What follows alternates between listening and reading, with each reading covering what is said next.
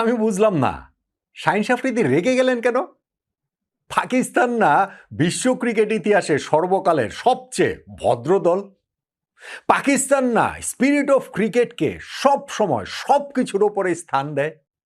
পাকিস্তান না এই ক্রিকেটীয় চেতনার সঙ্গে কোনো রকম কোনো কম্প্রোমাইজ করে না, সেইটা ক্রিকেটের আইনে যেটাই থাকুক না কেন।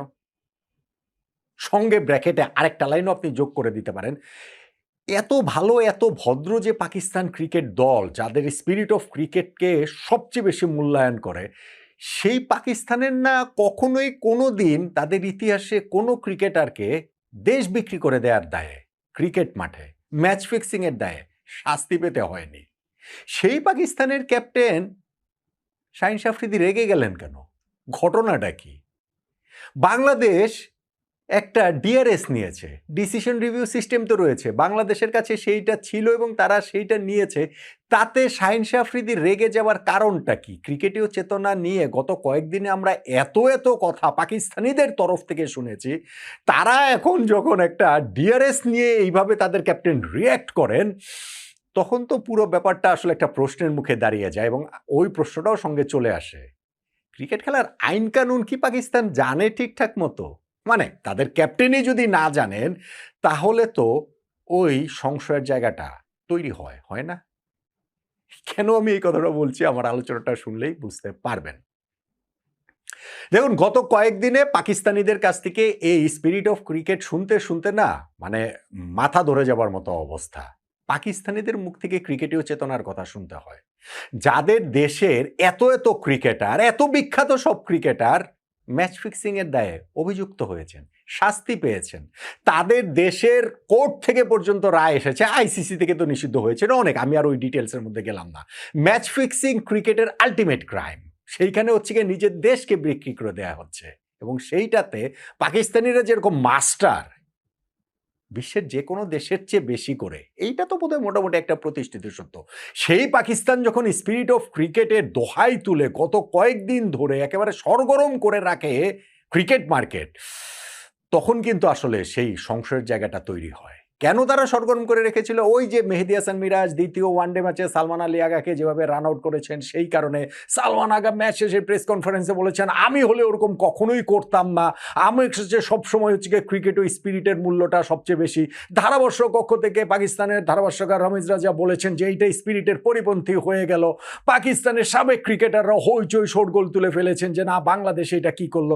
সুযোগ পেয়ে আবার অন্যান্য দেশের লোকজনও এখানটাতে তাদের ইনপুট দেওয়া শুরু করেছেন। ভারতের অজয় জাদেজা যেমন বলছেন যে পাকিস্তানের কি তা মানে বাংলাদেশকে বিশ্বাস করাটা কি তাহলে ভুল হয়ে যাচ্ছে কিনা।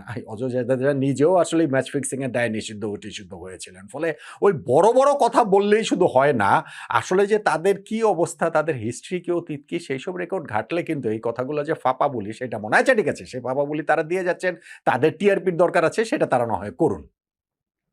পাকিস্তান এজ এ টিম হিসেবে যেভাবে রিয়েক্ট করেছিল মেহেদী হাসান মিরাজের ওই রান আউট করারটাকে, যেটা আমার কাছে পারফেক্টলি অলরাইট মনে হয়েছে, যেইটা আমার কাছে সালমান আলী আগার ব্রেইন ফিট মনে হয়েছে, যেইটা আমার কাছে মেহেদী হাসান মিরাজের উপস্থিত বুদ্ধি প্রত্যুৎপন্নমতিতার একটা উদাহরণ বলে মনে হয়েছে, স্মার্টনেস, স্ট্রিট স্মার্টনেস বলে মনে হয়েছে, সেইটা নিয়ে পাকিস্তান খুব জলঘোলা করেছে। তাহলে এই ম্যাচে কি ঘটনাটা ঘটলো আমাকে সেটা একটু বলেন তো দেখি। এইখানে শাহিন আফ্রিদি কি কারণে রেগে গেলেন? ঘটনাটা কোন সময় ঘটেছে আপনারা সেটা জানেন। ম্যাচের একেবারে লাস্ট ওভারে, এইটা নিয়ে ম্যাচ তো আমরা দেখেছি, এটা নিয়ে আলোচনা করেছি, আমি টার্নিং পয়েন্টের আলোচনাটা সেটা নিয়ে শুরু করেছিলাম যে শেষ ২ বলে প্রয়োজন ছিল ১২ রান। ওই সময় রিশাদ হোসেন বাংলাদেশের লেগ স্পিনার, তিনি যে লেগ সাইডে যে বলটা করলেন সেই বলটাতে আম্পায়ার ওয়াইড দিলেন, ফলে ২ বলে ১১ রান পাকিস্তানের প্রয়োজন। কিন্তু ক্লিয়ারলি এটা বোঝা গিয়েছিল যে কোথাও না কোথাও এটা টাচ করেছে, হয় পেছনের বুটে টাচ করেছে অথবা ব্যাটে টাচ করেছে, কিন্তু আম্পায়ার যখন হোয়াইট দিয়ে দিলেন তখন তার কিছু করার নেই। আইপিএল হলে করার থাকতো, আইপিএল এ হোয়াইট বল নো বলকেও কিন্তু ওই ডিআরএস সিস্টেমের মধ্যে মাধ্যমে চ্যালেঞ্জ করা যায়, ইন্টারন্যাশনাল ক্রিকেটে তো আর সেটা যায় না। বাংলাদেশ ওই সময় একটা দুর্দান্ত স্মার্টনেসের পরিচয় দিয়েছে, স্পেশালি উইকেট কিপিং এর ওই জায়গা থেকে লিটন দাসও সম্ভবত এটা ইনসিস্ট করেছিলেন, আমাদের ক্যাপ্টেন মেহেদী হাসান মিরাজও সেটা নিয়েছেন। সেটা কি, আমরা এলবিডব্লিউর জন্য হচ্ছে গিয়ে ডিআরএস নিয়েছি। এলবিডব্লিউ ওইটা শাহিন আফ্রিদির ওর কোনো কারণই না, লেগ স্ট্যাম্পের বাইরের বল কই থেকে হয়, লেগ স্ট্যাম্পের বাইরে বল পিচ করলে তার এলবিডব্লিউ হবে না। কিন্তু যখন আপনি ডিআরএসে যাবেন তখন পুরো বিষয়টাকেই দেখা হবে, এবং সেই বিষয়টাতে যদি এমন বোঝা যায় যে বল ব্যাটে কিংবা পায়ে লেগেছে, সেই ক্ষেত্রে তার ওয়াইড হবে না।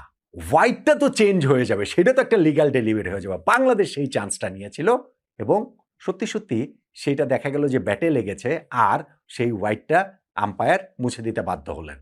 ফলে বাংলাদেশ এলবিডব্লিউ পায়নি, কিন্তু যেই ডিসিশনটা ডিআরএস নেওয়ার বাংলাদেশ নিয়েছিল সেইটা কাজে লেগেছে। 2 বলে 12 রান ছিল প্রয়োজন, ওইটা ওয়াইড হলে 2 বলে 11 রান প্রয়োজন থাকতো।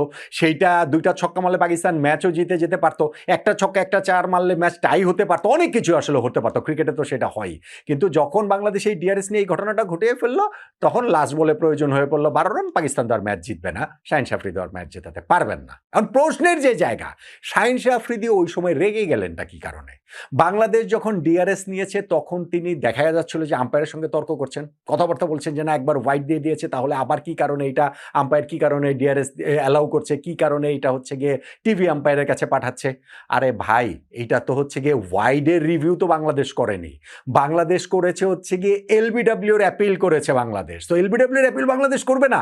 এটা পারফেক্টলি নিয়মের মধ্যে থেকেই তো বাংলাদেশ কাজটা করেছে। এবং এই জায়গাটাতে যেইভাবে শাহিন আফ্রিদি তার ফ্রাস্ট্রেশনটা প্রকাশ করছিলেন, যেইভাবে তিনি হচ্ছে গিয়ে ব্যাট দিয়ে বাড়ি মারছেন প্যাডের মধ্যে, কথাবার্তা বলছেন, গজরাচ্ছেন রাগে, তিনি নিজে তো একটা চোট্টামি করে পার পেতে যে যাওয়ার পথে ছিলেন, সেটা যে ধরা পড়ে যাবেন সেটা বুঝে গিয়েছিলেন। এরকম ধরেন যে একটু কান্ঠামি একটু চোট্টামি করে টোরে পার পেয়ে যায় অনেকেই, পার পেয়ে গেলে তো পেয়েই গেল, কিন্তু তাহলে আবার ক্রিকেট ওই স্পিরিটের এত বড় বড় কথা বলে কিসের জন্য?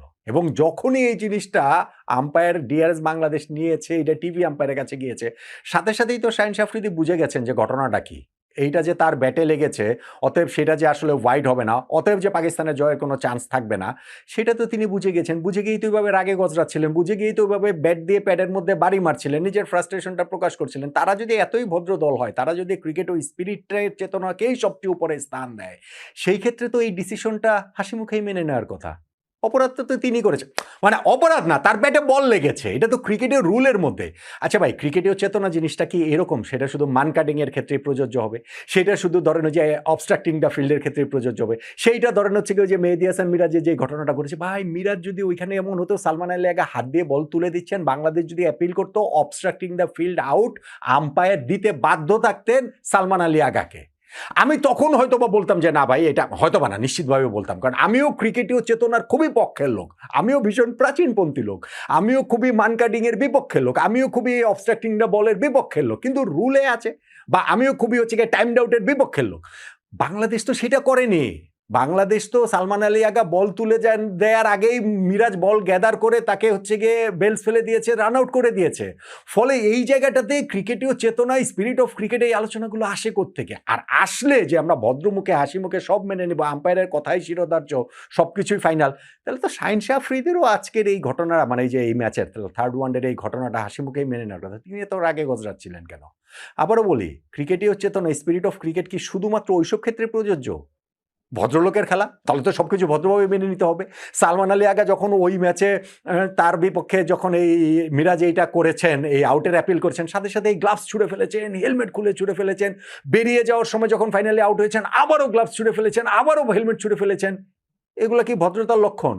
হ্যাঁ, এটা ফ্রাস্ট্রেশন থেকে তিনি করেছেন, এটা হচ্ছে গিয়ে ক্রিকেটের এই ফ্রাস্ট্রেশন বা খেলাধুলার ক্ষেত্রে এরকম একটা ফ্রাস্ট্রেশনের জায়গা থেকে আসতেই পারে, আমি মেনে নিচ্ছি আসতে পারে।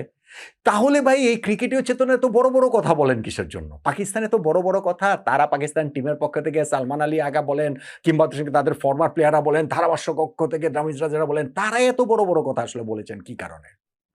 স্পিরিট অফ ক্রিকেটকেই যদি তারা সবচেয়ে বেশি মূল্য দিবে, তাহলে তো এই থার্ড ওয়ানডে ম্যাচটাতে যখন আম্পায়ারের কাছে ডিআরএস নিয়ে গিয়েছে বাংলাদেশ শাহিন আফ্রিদির বিপক্ষে, সেটাকেও হাসি মুখে মেনে নেওয়ার কথা, নাকি নিয়মটাই জানেন না? নাকি তিনি ভেবেছেন, বলছিলেন যে না আমরা হোয়াইট চ্যালেঞ্জ করছো কিসের জন্য? হোয়াইট তো চ্যালেঞ্জ করা যায় না, আমি জানি না।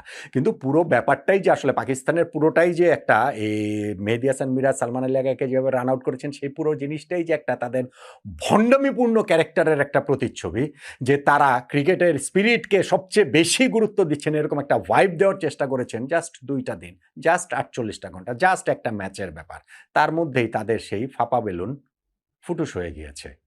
শাহিন আফ্রিদি যেভাবে রিয়েক্ট করেছেন, তাতেই বোঝা গিয়েছে যে পাকিস্তান যদি ক্রিকেট ও স্পিরিটকে সবচেয়ে বেশি গুরুত্ব দিত, তাহলে তো বিশ্ব ক্রিকেটটাই হয়তো বা অন্যরকম হতো। এত খেলোয়াড় যে এই দেশের ম্যাচ ফিক্সিং এর দায়ে অভিযুক্ত হয়েছেন, নিষিদ্ধ হয়েছেন বিভিন্ন মেয়াদে, কত কিংবদন্তি ক্রিকেটারকে নিয়ে কত রকম কথাবার্তা রয়েছে। তারা বাংলাদেশকে এই স্পিরিট অফ ক্রিকেটের কথা শোনাতে আসে, ক্রিকেটেও চেতনার কথা শোনাতে আসে, এবং সেটা যে কতটা ফাঁপা বলি, শাহিন শাহ আফ্রিদির এই ম্যাচে নিশ্চিত একটা চুরি করে পার পেয়ে যেতে নিয়েছিলেন আম্পায়ারের ভুলে। সেই ক্ষেত্রে যেই রিয়াকশনটা দেখিয়েছেন, তাতেই তো বোধ করে অনেক বেশি করে সেটা স্পষ্ট হয়ে ওঠে, নয় কি?